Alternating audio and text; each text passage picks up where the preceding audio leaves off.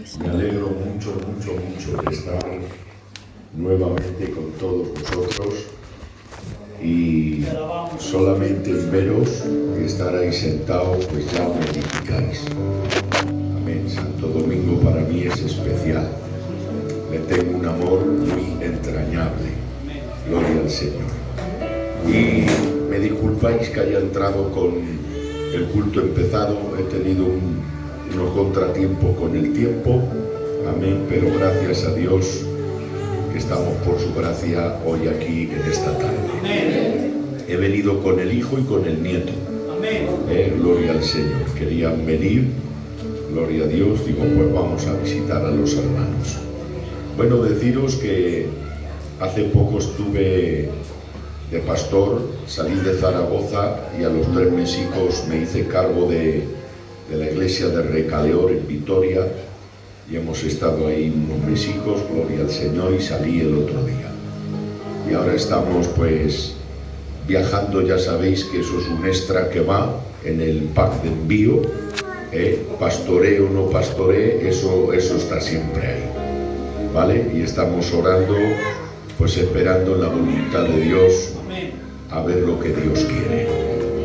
Gloria al Señor. Me he presentado de responsable en la zona de Zaragoza y orar por mí, ¿vale? Orar por mí, gloria. Sois la primera iglesia que lo nombro públicamente. Amén. Lo dijo mi primo El Labrán después del culto, que ayer prediqué la palabra, pero yo públicamente es la primera vez. Dije que estaba orando por otras cosas, a ver qué quiere Dios, pero públicamente de esta manera es la primera iglesia. Así que hacerme el favor de orar por mí para que se haga la voluntad de Dios. Amén, gloria al Señor. Bueno, pues voy a compartiros un consejo de la palabra del Señor que compartía ayer mismo ahí en Miranda y Dios nos bendijo. Amén. Y en esta tarde os voy a compartir. Amén, gloria a Dios. Siempre que vengo a Santo Domingo me gozo predicando la palabra. Amén. Amén. Siempre hemos coincidido mucho, hermanos, mucho. Gloria al Señor. Abran sus Biblias en 2 de Timoteo, capítulo 2 y verso número 8. Mira qué frase. Es un versículo que no es muy común, no es muy usual, no se predica mucho, pero que en esta tarde a los que lo sabéis os edificará y a los que no lo habéis oído nunca os va a llamar la atención. Mira qué texto tan exquisito, sabroso y extraordinario. Leemos la palabra en el nombre del Padre, del Hijo y del Espíritu Santo. Amén. Acuérdate de Jesucristo. Qué bonito, ¿verdad? Amén. Acuérdate de Jesucristo, del linaje de David, resucitado de los muertos, conforme a mi evangelio, en el cual sufro penalidades hasta prisiones a modo de malhechor, mas la palabra de Dios no está presa. Quiero oír un aplauso de adoración a su palabra.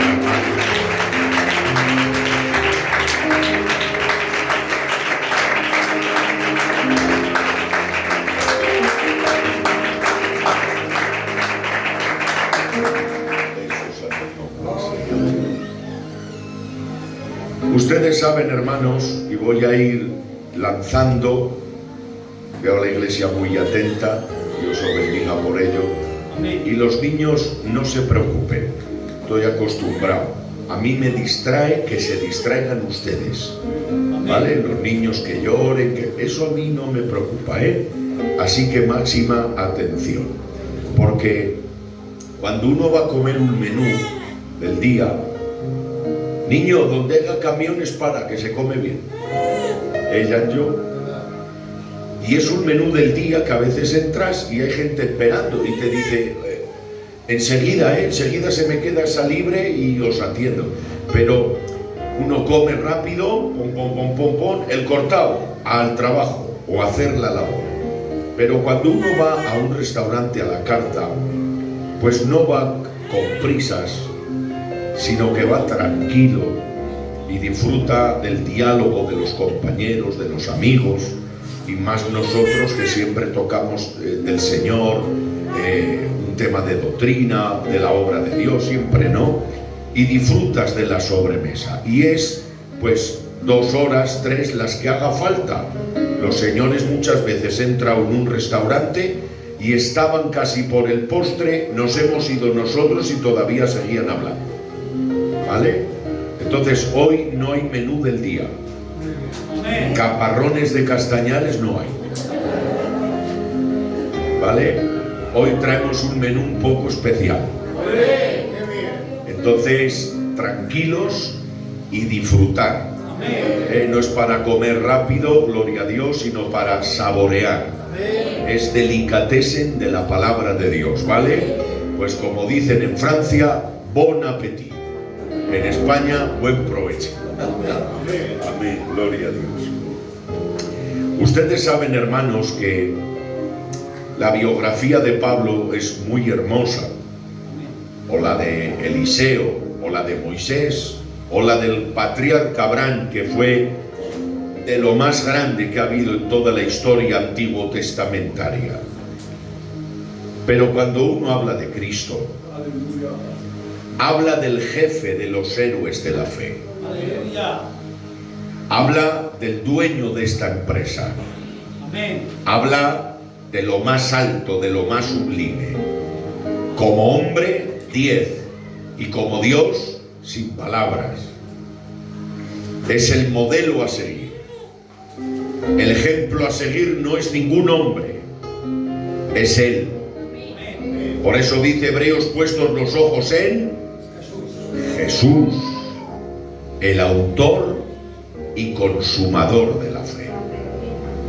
Si sigues a los hombres, encontrarás cosas muy buenas en los hombres de Dios, que han sido referentes, en este caso nuestros padres, como Emiliano, nuestro reciente partido hermano Pepe Pisa, Jaime Castro, Jaime Díaz Castro, gloria a Dios, marido, Manolo, yerno de Emiliano, y luego la segunda tandada, Pelón, Titi, Eugenio, Paquito, son nuestros héroes, ¿no? Pero es que por encima de ellos está el jefe, que aun estos grandes apóstoles que Dios usó, tenían sus errores y sus fallos, porque si no serían perfectos. Y es imposible. Y eran hombres de Dios, al 1000 por 1000 me quedo corto. Daron todo por el Evangelio. Un hijo del Jaime le dijo al hermano marido, que era tío de él, y le dijo: tío, ¿por qué Dios os usó tanto al principio? Y dijo una frase, dice: hijo, es que entreguemos todo. Se entregaron a Dios sin reserva. El hermano Pelele, una vez pasando por Miranda, dijo, predicando en una ocasión: mi ministerio me exige estar hasta un mes sin ver a mi mujer y a mis hijos. Era pastor de Valladolid y él solo llevaba todo el norte de España. Increíble. En las carreteras de aquellos, de los años 70, que a veces Paquito a mí me ha dicho, dice: hijo, salía por de noche y llegaba de noche. Y a veces el camión venía y tenía que parar, porque los dos no cabíamos en la carretera. O sea, fijaros, ¿no? Pero el modelo a seguir es Jesucristo. Dice la Biblia: en quien están escondidos los tesoros del conocimiento y de la sabiduría de Dios. En Cristo está entronizado, concentrado todo el compendio de la exégesis, del conocimiento y de la sabiduría del Padre, de Él mismo y del propio Espíritu Santo. Porque Cristo es el mediador. Si no hay Cristo, no hay mediación. Yo veo un río, pero no tiene puente. Veo la otra orilla que quiero ir, no hay puente, no puedo pasar. Cristo es el puente por el cual pasamos de esta mala orilla a esa buena orilla. La Biblia nos enseña, hermanos, en quien están escondidos los tesoros de la sabiduría y del conocimiento de Dios. Mirad, Colosenses 2:2, hay un texto en la Biblia que dice, y el misterio de Dios. O sea, si Dios en sí ya es un misterio dentro del misterio, uno se vuelve ya loco y se pierde. Pero ¿a qué ministerio se está refiriendo? A Cristo en su manifestación gloriosa. Y voy a predicar con vosotros, ¿vale? Vamos a hacer un culto familiar, ¿vale? Vamos a predicar entre todos. Os voy a tirar, Gloria a Dios. A la luz de la Biblia, ¿cuál es la esperanza de gloria? ¿Cuál es la esperanza de gloria? Entrar al cielo, ¿verdad? Vale, pues conforme a la Biblia no está de acuerdo. La esperanza de gloria no es entrar al cielo. Dice la sagrada palabra de Dios, por boca de San Pablo, que es Cristo en vosotros la esperanza de gloria. No hace falta ir al cielo para disfrutar anticipos de él, porque quien hizo el cielo lo llevas por dentro. ¿Cuál es la vida eterna? La vida eterna es decir, bueno, ya estoy en casa, ya estoy en la gloria, lo he conseguido, mira las calles de oro, el mar de cristal, ver a Cristo ahí sentado, mis seres queridos. Esa es la vida eterna, ¿verdad? Que le hemos predicado durante toda una vida. Pues no, Señor, esa no es la vida eterna. Entonces, ¿cuál es la vida eterna? Dice Jesucristo en su palabra, y esta es la vida eterna, que te conozcan a ti, el único Dios verdadero, y a Jesucristo a quien tú has confiado. La vida eterna la llevas ya, está dentro de ti. No hace falta ir al cielo, tienes al del cielo dentro. Imaginaros que Jesús abandona el cielo y se va a un lugar perdido del espacio-tiempo, y cuando vamos al cielo no lo vemos. Vemos las calles, las puertas, ángeles, querubines, serafines, apóstoles y profetas y patriarcas, pero Él no está. Sería un cielo vacío, sería un cielo desolado, sería una fiesta sin el motivo de ella, porque la grandeza del cielo no es el cielo, la grandeza del cielo es tener al del cielo dentro de ti. ¿Cuántos tienen a Cristo dentro? Yo levanto mis dos manos y cierro mis ojos y digan, Jesús te amo. Jesús te amo. Amén. Aleluya. Gloria a Dios, aleluya. Cristo, hermanos, es el eslabón perdido que ha unido la cadena que rompió el primer Adán. Por eso dice la Biblia que en Adán todos morimos. Hemos heredado la naturaleza caída y el pecado pasó a todos los hombres, y por cuanto entró el pecado entró la muerte. Por eso la muerte no es un espíritu, la muerte es un estado. Es más, ¿quién es la madre que dio a luz la muerte? El pecado. Si no hay pecado, no hay muerte, porque la paga del pecado es muerte. Si no hay pecado, no hay cobro. Amén. ¿Y quién es el abuelo de la muerte? Adán, cuando pecó. El pecador caído, al practicar el pecado, se engendró y se gestió y nació la realidad de la muerte. Por eso la muerte no es un espíritu. La muerte es la cosecha de una siembra, es un estado, es una realidad. Pero en la herencia genética de nuestros padres arrastramos la naturaleza caída de Adán, pero vino el postrer Adán, que es Cristo. Y lo que rompió el primero, este lo reconstruyó. Y tomó la mano del Padre y tomó la mano de la humanidad Y Timoteo dice, hay un mediador entre Dios y los hombres, Jesucristo hombre. Aleluya, gloria a Dios. Había 3 exigencias, hermanos, por el carácter bíblico. Y es que las 3 exigencias para redimir a la humanidad, primero es que Jesús tenía que ser el pariente cercano. Y dice Hebreos, por cuanto los hijos participaron de carne y de sangre, él también participó de lo mismo, de carne y de sangre. Cristo se humanó, se encarnó. El original griego dice tabernaculeó. Quiere decir que el tabernáculo era el medio de mediación entre los hombres y Dios, entre Dios y los hombres. Por ese tabernáculo se hace visible, se encarna, se hace hombre y habitó entre nosotros, entre los humanos, y vimos su gloria, gloria como del unigénito del Padre, lleno de gracia y de verdad. Segundo, tenía que tener el poder de la compra, y el poder de la compra no era con oro ni con plata, sino con el poder de la sangre vicaria de sus venas abiertas que voluntariamente iba a derramar en favor de la humanidad. Por eso dice la sagrada palabra de Dios, no habéis sido comprados con oro, con plata o cosas semejantes a estas, sino con la sangre de un cordero sin mácula y sin contaminación. La sangre de Cristo desinfesta más que la lejía más potente. La sangre de Cristo es ácido sulfúrico para los demonios, pero es la vitamina gloriosa que limpia el alma de todas las consecuencias del pecado. La sangre de Cristo borra y arranca y quita toda la naturaleza del pecado. El nombre de Dios sea glorificado. Y tercero, tenía que querer de buena voluntad, sin obligación ninguna, querer redimirnos.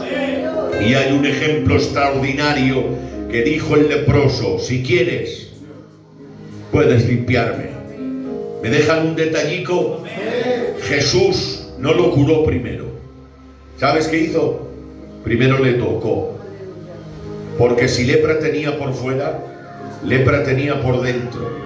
De lo desmoralizado que se encontraba, por estar desahuciado, por estar arrinconado como un bicho, hermanos.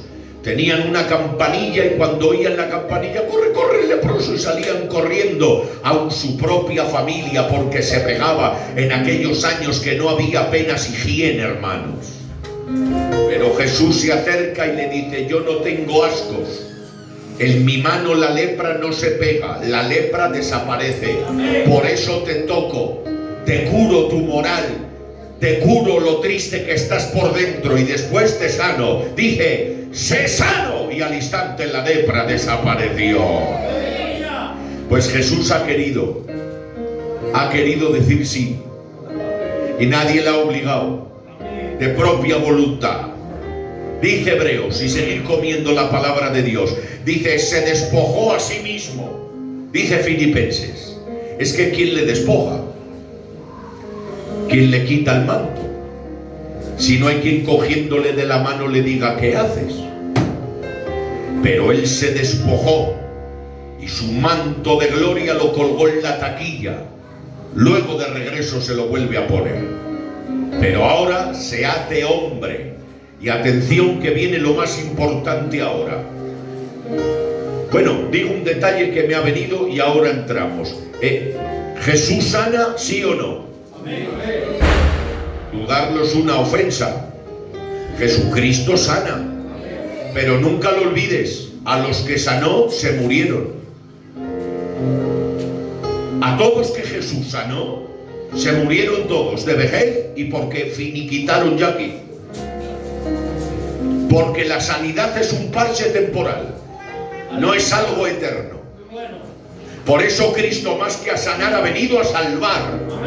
Porque el problema del hombre no son los 80 que viven en la tierra. El problema del hombre es dónde va a pasar la eternidad. Por eso el Evangelio de Lucas es muy claro y dice que el Hijo del Hombre ha venido a buscar y salvar lo que se había perdido. Es verdad que por la obra en la cruz hay muchos méritos. y hay muchas victorias y hay muchas promesas, y una de ellas es la sanidad, pero eso está a la cola. La motriz fuerza que le inició a venir a salvar es la perdición del hombre que estaba perdido y estaba ajeno a las bendiciones de Dios y estaba destituido de la gloria por causa del pecado y de la naturaleza caída. Pero Él, por medio del velo de su carne, abrió un camino nuevo, dice Hebreos, abierto por medio de su gracia, para que el hombre y la mujer tenga amplia y generosa entrada al reino eterno del cielo. Gloria a su nombre. Y mirad, hermanos, voy a tocar ahora dos detalles en las poquitas fuerzas que tengo, gloria al Señor, porque ayer el Señor pues me bamboleó un poquito y como apenas descansamos, que he estado 2 días en Salamanca en una campaña de la Carpa de la Salvación de Palencia, y así estamos continuamente, hermanos míos, amén. Pero atención, atención, atención. Bueno, en vez de 2, 3. Hoy me pasa la de los hermanos más. Cuando dice, oye, trae un huevo de oca, y salta el mudo de atrás, pim, pim, con la bocina. Dice, en vez de 2, 3. Pues hoy me está pasando eso. Atención lo que viene ahora, ¿vale? Ahora preparaos, porque es muy profundo, pero no por ello no lo tenéis que escuchar. Ayer este punto lo dije en Miranda. No por profundo no lo podéis escuchar, lo tenéis que oír. Yo no puedo cometer el grande error de verdades de la Biblia esconderlas. Me puede tomar Dios cuenta, Por eso toda la palabra, dice, toda la palabra es inspirada por Dios. No puedo daros una parte de la palabra, hay que dar toda. Pues atención, es difícil, ¿vale? Se nos va, pero lo tenéis que escuchar. Mirad, lo más profundo y difícil de entender de la Biblia es el misterio de la Trinidad en sí como tal, y el misterio de Cristo como persona humana divina. Es lo más profundo de toda la Biblia. Y lo digo después de 36 años predicando. A estas alturas y de conocer pues un poquito la Biblia. Lo más profundo y difícil de entender es la doctrina de la Trinidad y de la cristología profunda. Amén. Y atención ahora, atención. Digo mucho atención para que estéis ahí. Amén, expectantes. ¿Ustedes saben que Dios no puede tener hijos?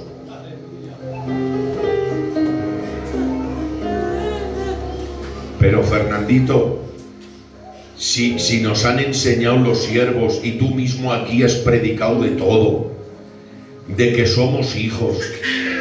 Y Fernandito, te voy a citar Biblia y me puedes contradecir, Mira, la Biblia dice, a lo suyo vino y a lo suyo no le recibieron, pero los que le han recibido les ha dado la potestad de ser llamados hijos de Dios, los cuales no son engendrados de voluntad de varón, sino de carne ni de sangre. ¿Ves, Fernandito? Ahí pone que somos hijos. Y te doy la razón. Pero ¿qué clases de hijos y cómo somos hijos? Vayamos a lo que dice San Pablo. Hemos recibido el espíritu de adopción, el cual clama el Espíritu en nosotros con gemidos indecibles, Abba, Padre. Ahí va lo difícil. Resulta ser que Cristo es el unigénito Hijo del Padre. Y unigénito es hijo único. Primogénito es el hijo mayor. Por ejemplo, yo soy el primogénito. Luego está quien tengo en el cielo y mi hermana. Yo soy el mayor. Pero si yo tendría la desdicha de ser hijo único, pues soy unigénito, no soy primogénito, porque no tengo más hermanos. Cristo es el unigénito. Quiere decir que Dios tiene un hijo único, solo uno. ¿Por qué motivo? Amén. Creo que hasta la gallina, después de asada, va a decir amén.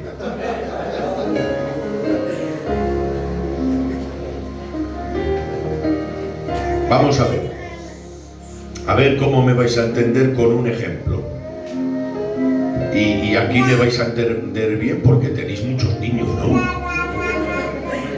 Carros, niños, bien, bien, bien. Eso, oye, la Biblia dice, bendición de Jehová son los hijos. Bienaventurado el hombre que llena su aljaba de ellos. Gloria a Dios. Yo quisiera haber tenido 10, pero el presupuesto no llegó para más. Amén, gloria a Dios. Para que una madre tenga un hijo, tiene que tenerlo dentro. Si ahora yo le digo a una hermana, ¿qué digo yo? A mi propia hermana, ¿vale? Porque es delicado el ejemplo, ¿vale? Cojo a mi hermana y está en estado de buena esperanza. Y le digo, hermana, ¿te has mirado? Sí. ¿Qué traes? Un hijo. Ah, pues bien. ¿Cuánto te queda? Pues 2 meses, hermanico. De aquí 2 meses hace 9 meses y nace el niño. Y le digo yo a mi hermana, hermana, ten otro. Y me dice ella, pero espera que nazca este. Porque esto está ocupado ya.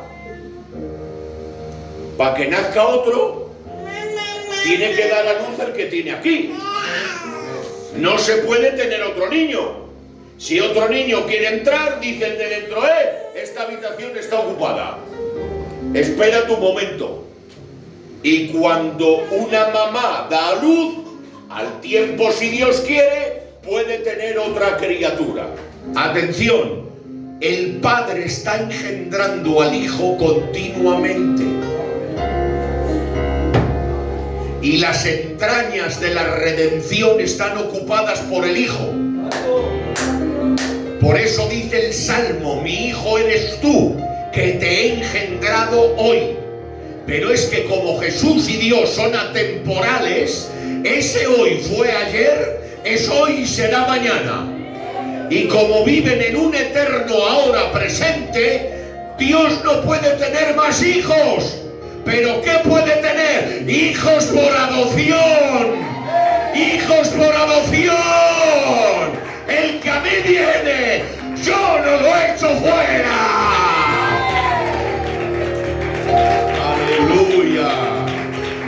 Gloria a su nombre. Amén. Gloria a Dios. A veces hay iglesias gigantes con mucha gente y esto no lo entienden. Y vosotros lo habéis entendido. ¡Viva Santo Domingo de la Calzada! Que me habéis encantado, de verdad. Dios os bendiga. Dios os bendiga, de verdad. Amén.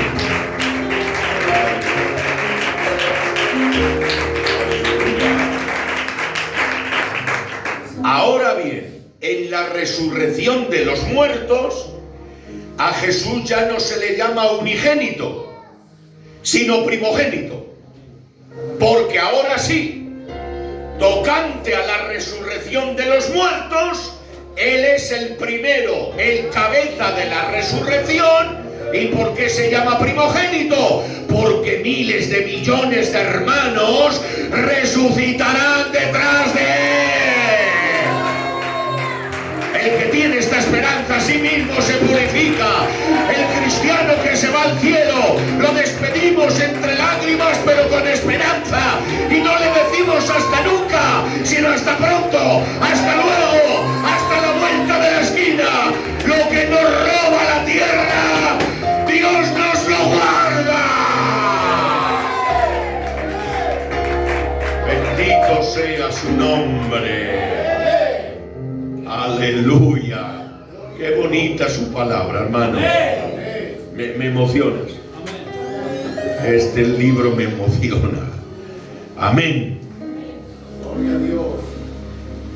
Pues otro detalle. Hace poco, yo estaba predicando en Balaguer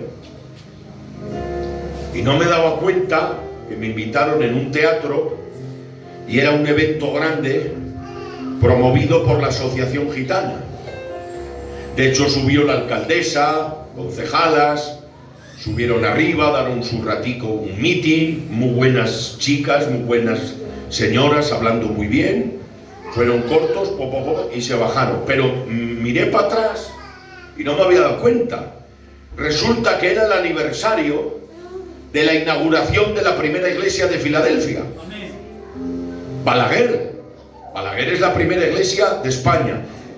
No sé si lo habréis visto vosotras, de vuestros compañeros, un vídeo que colgué, que salgo señalizando el primer culto de España. 61 años. Pues bueno, ponía Jaime Díaz Cortés, el primer obrero de Filadelfia, antes que Emiliano fue Jaime. Ese fue el primer. Vale. 61 años lleva Filadelfia. No lleva más. Asambleas de Dios en Vigo, Galicia, lleva 150. Somos una obra niña. Es verdad que en poco tiempo hemos crecido como esos niños. Niño, ¿qué años tienes? Tengo 12. Y mide 1,90. ¡Ay! Y con la voz así. Oye, pues ¿quién es tu padre? Mi padre es fulano. Alma, este niño tiene voz de oro. En 11 años, lo que ha podido crecer. Pues eso es Filadelfia. En pocos años, el crecimiento gigante. Os digo algo. Filadelfia es la niña bonita de los ojos azules con el cabello al sol que enamora a todas denominaciones de la tierra. Oye, me ha gustado eso a mí, ¿eh? Dijo Miguel Díez, el presidente de Remar, apóstol a 23 naciones, hijo nuestro en la fe, ¿eh? Se convirtió con la tía Julia de Vitoria, que fui su pastor en 2 ocasiones. Una mujer viudica, pero llena de Dios. Ella fue la madre espiritual de este apóstol. Pues dijo en una ocasión: dame 30 predicadores gitanos de Filadelfia y prendo en fuego el mundo. ¿Qué os quiero decir con todo esto? Pues que vamos aprendiendo. Yo hay cosas que hace años tenía equivocadas y las he ido colocando con los años, con la experiencia, escuchando a los maestros y aprendiendo, porque hay que aprender. Hermana, hermano, hasta los 22, 25 años el hombre está creciendo y la mujer. Luego se para y ya no creces más. Espiritualmente, tú estás llamado, conforme la Biblia, a crecer hasta el último día de tu vida en la tierra. Por eso dice la Biblia: creced en la gracia y en el conocimiento de nuestro Señor Jesucristo. Hay que crecer. Hermanos de Santo Domingo, si yo tengo la misma estatura espiritual ahora que de aquí 2 años, mal asunto. Algo no habré hecho bien. Porque el hombre de Dios crece, crece, crece, crece, crece, crece, hasta la estatura de un varón perfecto, como dice la Biblia. Cuando tú y yo intentamos crecer por medios y métodos, por mucho que se afane el hombre, no puede añadir a su estatura un codo. El codo bíblico es desde aquí hasta aquí. Pero cuando tú te humillas y humildemente te pones en sus manos, Dios te estira el esqueleto espiritual y te hace crecer a la estatura de un varón perfecto. O bueno, vamos aprendiendo. Y atención, pregunto a las hermanas, y a mi parienta que está ahí atrás también: ¿cuál es la humillación de Cristo?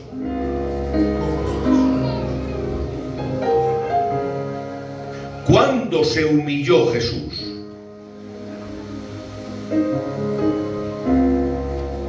Me voy al lado de los hermanos también. Ayer hice esa pregunta a hermanas de Miranda y algún hermano, y me respondieron pues lo que toda la vida hemos creído. Pues cuando se hizo hombre. Pues no, Señor. No se humilla cuando se hace hombre. Entonces, cuando se hace hombre, ¿qué le pasa? ¿Qué le sucede? La Biblia nos lo explica. Dice Filipenses: y estando en la condición de hombre. Por ejemplo, el Peret me ha dado esta botella de agua. ¿A dónde? Adentro del local, cuando he entrado al culto. Afuera no. He tenido que entrar y adentro me ha dicho: toma, me da un abrazo y aquí la tengo. Jesús, antes de humillarse, pasó por un número 1, el cual tomó para número 2 humillarse. Entonces Cristo, cuando se hace hombre, ¿qué le pasa? Se sujeta. Esto se llama teológicamente anonadamiento, no vaciamiento, sino autoadministración. Tengo 1.000.000 de euros en el bolso y voy sin gastar un euro, y me tiene que invitar el Perelle en Yanyo porque doy la imagen de que no tengo un duro y tengo 1.000.000 aquí. Eso hizo Jesús. Su economía divina, ni un céntimo. No se vacía, la tiene en el bolso, no la saca, pero la tiene.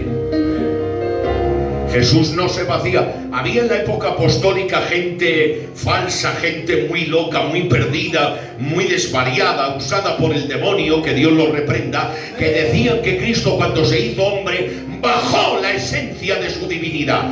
Y San Pablo, lleno del Espíritu Santo, tiene que refutar esa falsa doctrina diciendo: en Cristo habitaba corporalmente toda la plenitud de la deidad.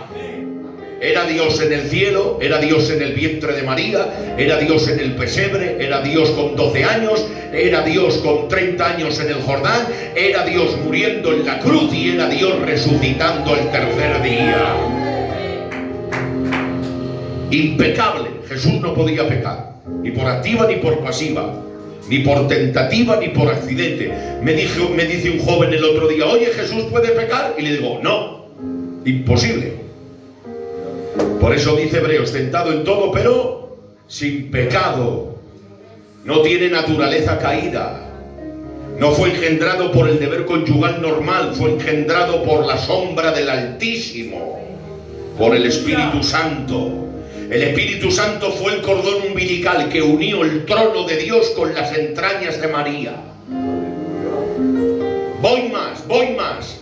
¿María tenía naturaleza caída, sí o no?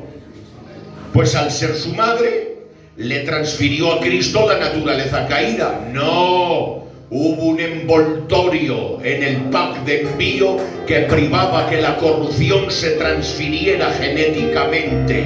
Porque Dios, aunque ama al pecador, aborrece el pecado. Y donde está Jesús, el pecado se marcha, se evapora, no aguanta, se desintegra, desaparece. Por eso voy a explicar un texto que a veces puede dar ideas para interpretarlo. Dice la Biblia: Cristo en su segunda venida vendrá sin relación con el pecado. Y tú me puedes decir: ¿ves? Tenía naturaleza caída. No se está refiriendo a su pecado, sino al pecado de con quien habitaba. ¿Qué le decían a Cristo?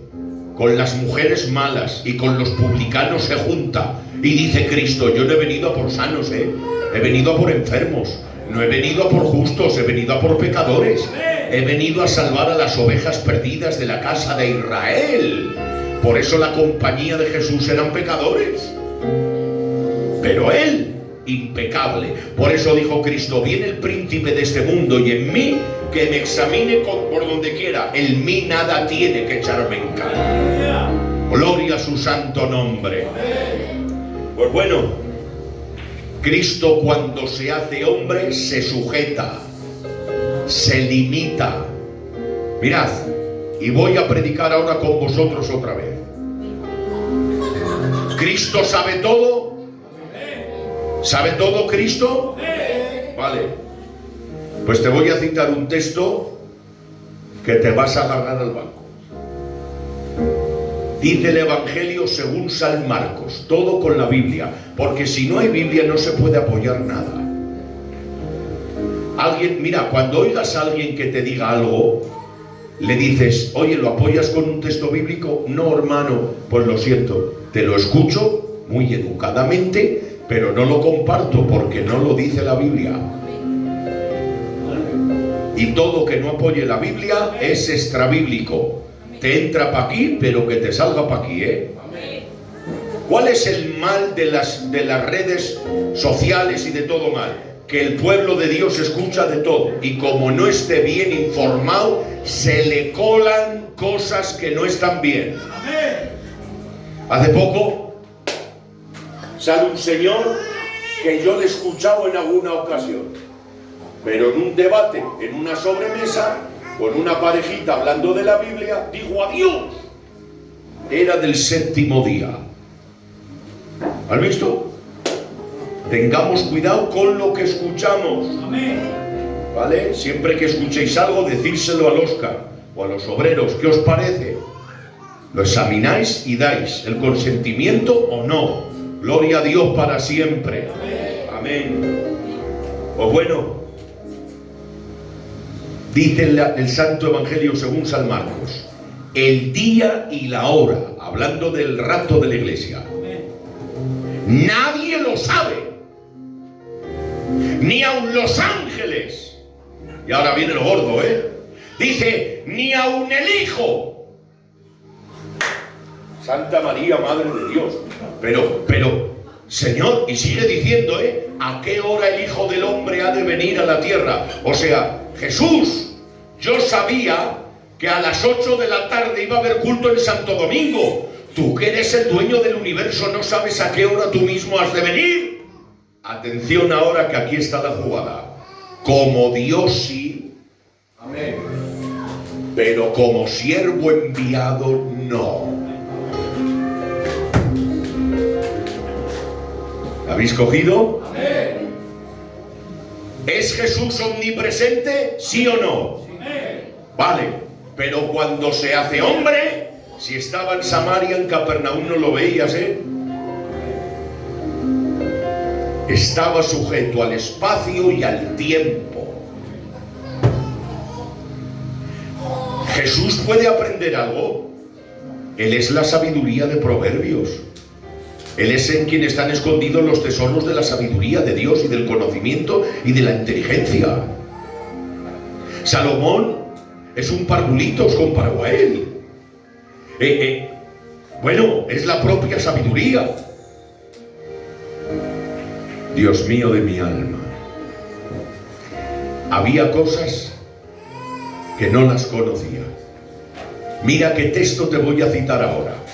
Dice, por lo que padeció, aprendió. ¿Pero qué aprendió? ¿Qué es lo que se aprende? ¿Lo que no se sabe? Ay, mira, chacho, me ha aprendido el hermano esto que no lo sabía. Hoy me lo ha aprendido, algo que no sabías.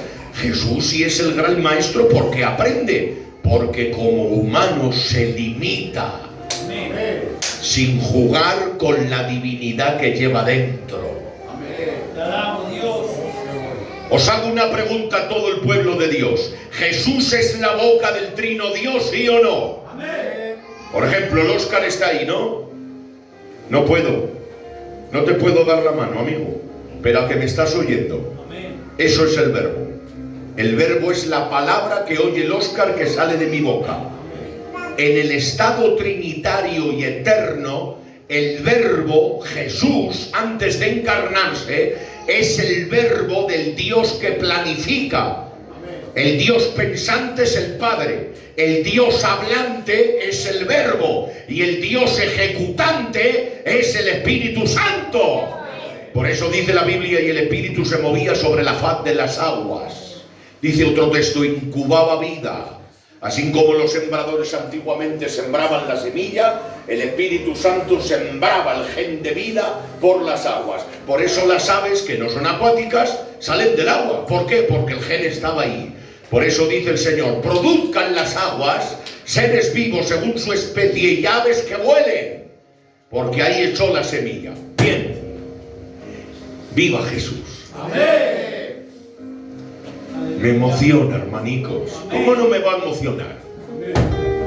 Si un fandanguillo medio mal cantado emociona a otro primo, se rompen la camisa los dos. Díganme ustedes cómo emociona esto que corre, que está vivo, que lo siento, que se manifiesta y mientras hablo corre por mis venas. El Evangelio no está muerto, no es literatura fría y calculadora, es la palabra de Dios.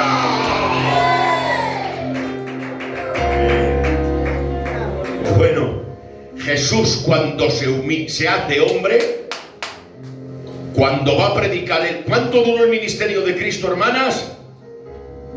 3 años y medio. Él ha hablado siempre, pero cuando se hace hombre, en sus prédicas no va a hablar él. Pues ¿quién habla? Pues dice la Biblia, todo con Biblia. Yo no hablo por mi cuenta, dice Jesús. El Padre que me envió, Él es quien habla por mí.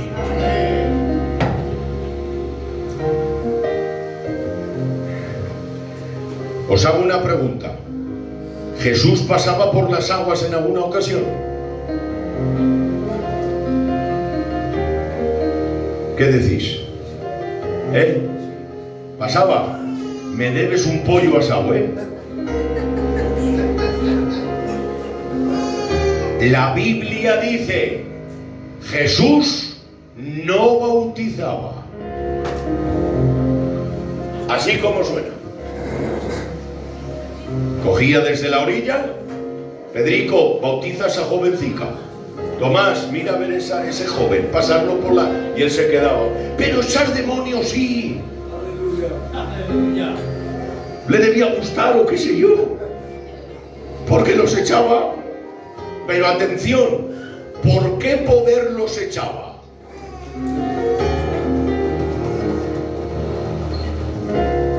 Amén. ¿Por qué poder los echaba? ¿Por el suyo?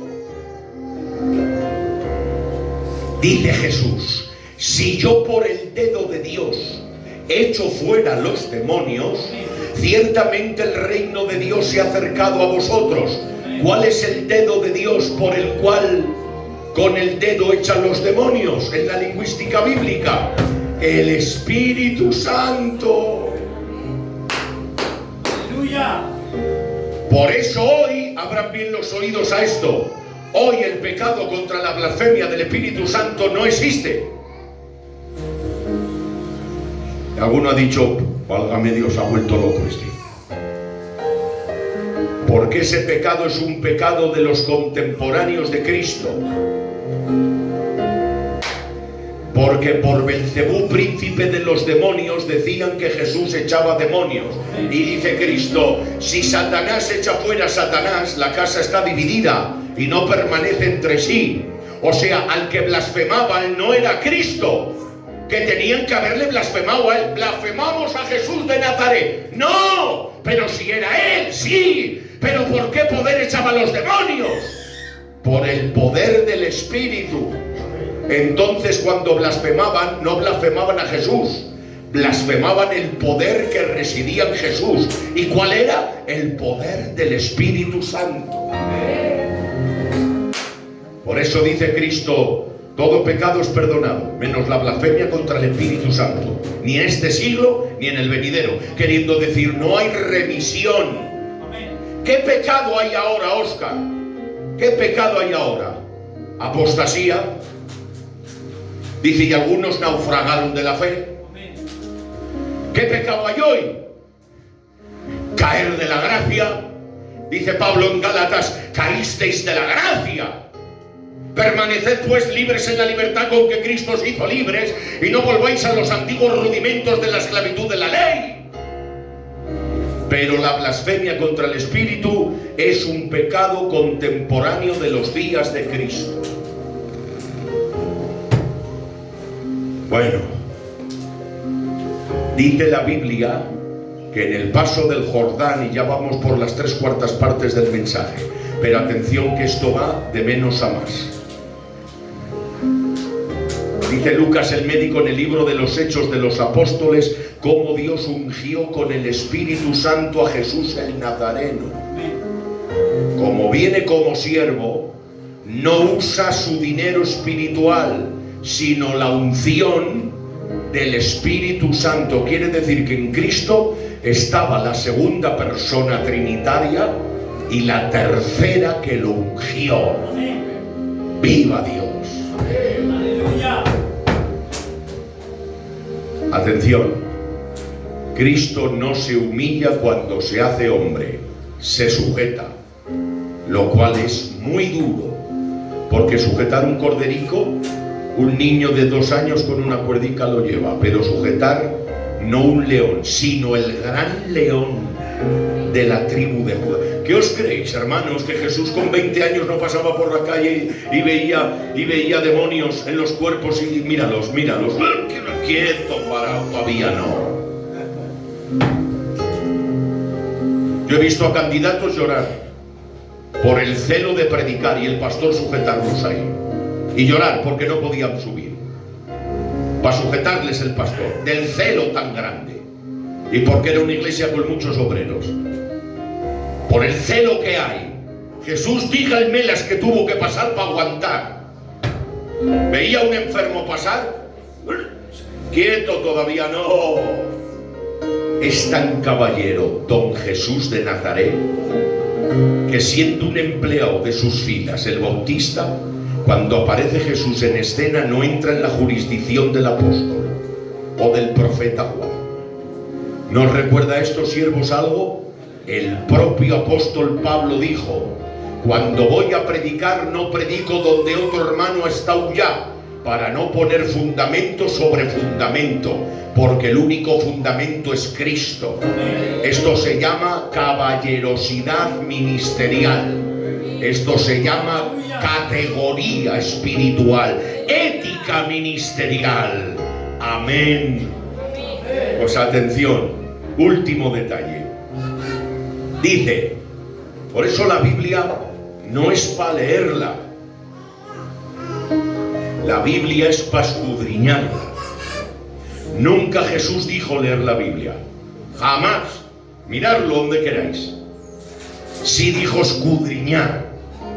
Si tú lees la Biblia, te la vas a memorizar, pero no vas a entender el trasfondo y el motivo por el cual Jesús dijo esas frases.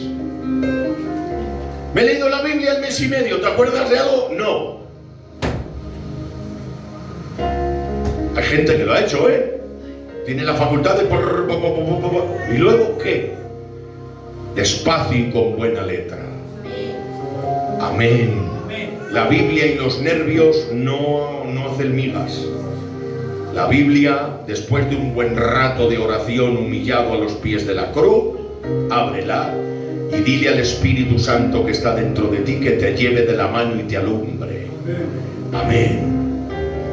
Por eso dice la Biblia, y estando en la condición de hombre, estoy terminando ya, pero viene para mí de lo más fuerte, y siendo hombre ya, estando ya en el cuerpo, se humilló,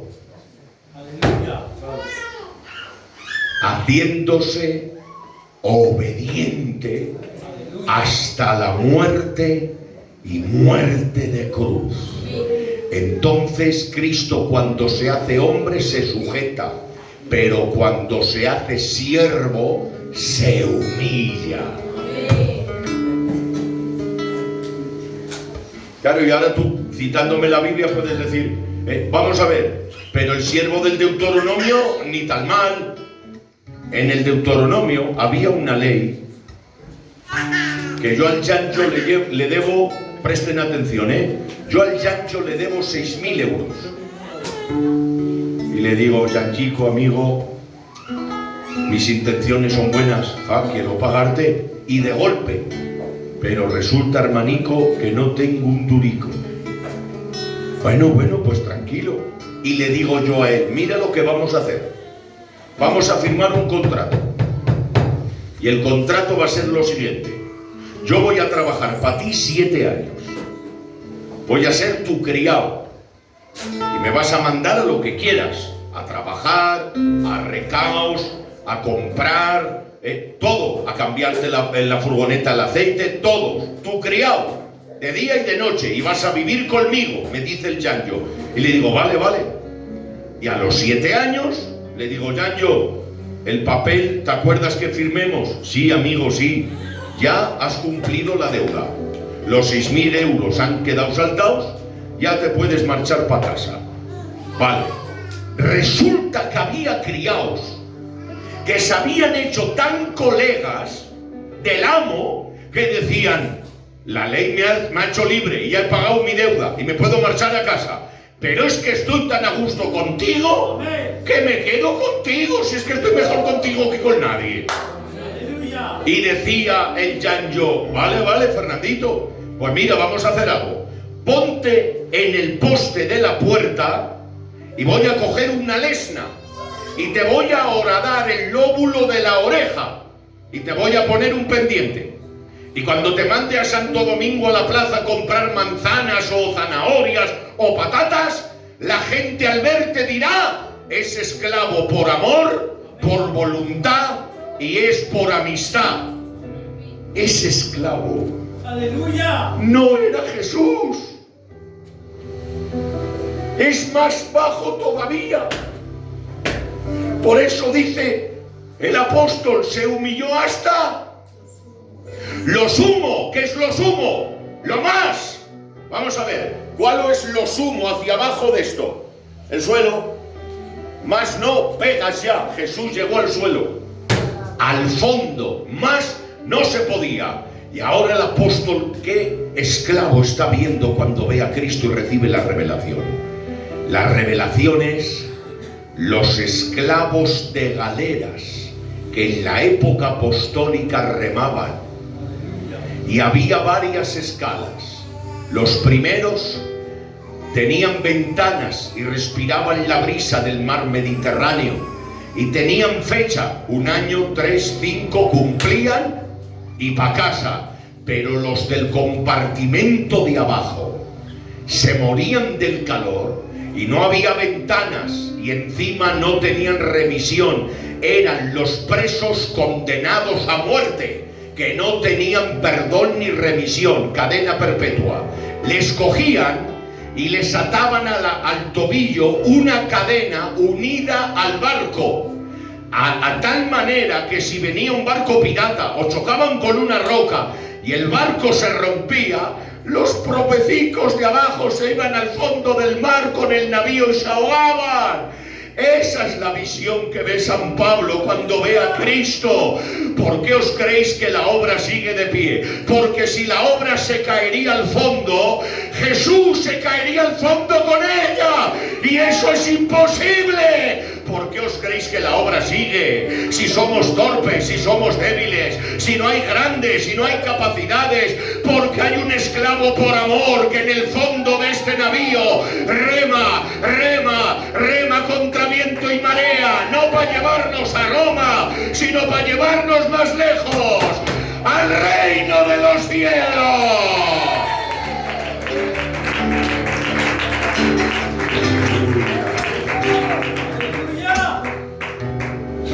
Eso hizo Jesús por amor a nosotros.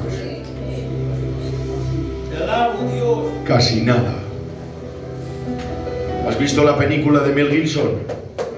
Se quedaron cortos, le hicieron más. De aquí para abajo puede valer, de aquí para arriba es más lo que le hicieron que la película. Porque en la película se ve la nariz partida, pero se ve. Los ojos ensangrentados tienen visión de ojos. Y también las cejas, los labios partidos, pero se ven. Dice la Biblia, hablando de Cristo y de su rostro, dice, ni parecer. Por eso no dice el texto por sus llagas, plural, fuisteis curados, sino por su llaga. Porque de la coronilla de la cabeza a la punta del pie, todo era una sola llaga. Perdonadme, cuando la sangre lleva rato que ha caído, se hace pastosa y pegajosa. La sangre de Cristo hizo pegamento con el madero y las estillas, que las costillas de la espalda pegaban al hueso porque el pellejo de atrás se lo arrancaron a tiras. Y ahora ya no era cruz y Cristo, sino cruz Cristo. Todo Él era una sola llaga. Las fiebres saltaban de 41 grados centígrados.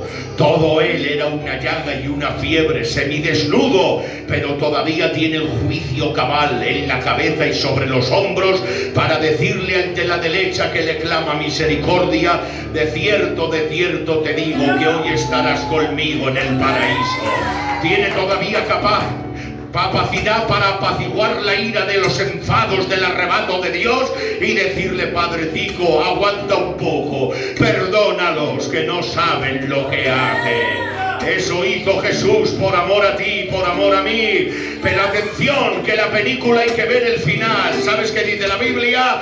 Y se humilló hasta lo sumo, pero Dios lo exaltó hasta lo sumo y le dio un nombre que es sobre todo nombre, para que en el nombre de Jesús se doble toda rodilla de los que están en los cielos y debajo de la tierra, y toda lengua confiese: Jesucristo es el Señor, para gloria de Dios Padre.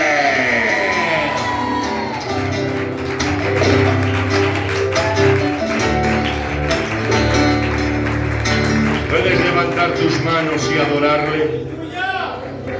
Adórale y dale gracias. Sé que le amabas, pero después de haber oído este mensaje, te vas a ir a tu casa amándole un poco más. Eso hizo nuestro héroe por ti y por mí. Alábale, dale gloria y dale gracias. Gracias por estos momentos, Padre. Padre bueno, gracias. Bendice Santo Domingo, Señor. Enriquécela en todo, Padre. Bendice a mis hermanos siervos, a tu siervo plantado. Bendice sus compañeras, hijos, nietos. No les falte ningún bien de tu mano, espiritual, moral, física, económica. Bendice Santo Domingo de una manera especial. Cuida a los niños, crezcan sanos y salvos. Cuida a los ancianos de este precioso pueblo. Y sobre todo, sálvalos, Dios. Trae a los pródigos que se han ido de casa, Señor. Vuélvelos a tu presencia. Gracias por la oportunidad de poder adorarte y de engrandecer por la Biblia tu santo nombre y ponerlo muy en alto. Porque tú te mereces toda la gloria y nosotros nada. Tú eres todo y nosotros nada. Tú has hecho todo y nosotros no hemos hecho nada. Todos por pura gracia y por pura misericordia. Por eso a nosotros ni un céntimo. Toda la gloria a tu santo nombre, porque eres tú el capaz de enamorar a la iglesia con los versos y la luz de tu palabra. Gracias por este maravilloso culto y la exposición de tu palabra que alumbra y da conocimiento al simple. A ti la gloria y la honra, y recibe este fuerte aplauso que te da tu pueblo de lo más hondo del corazón. Fuerte para nuestro héroe y campeón.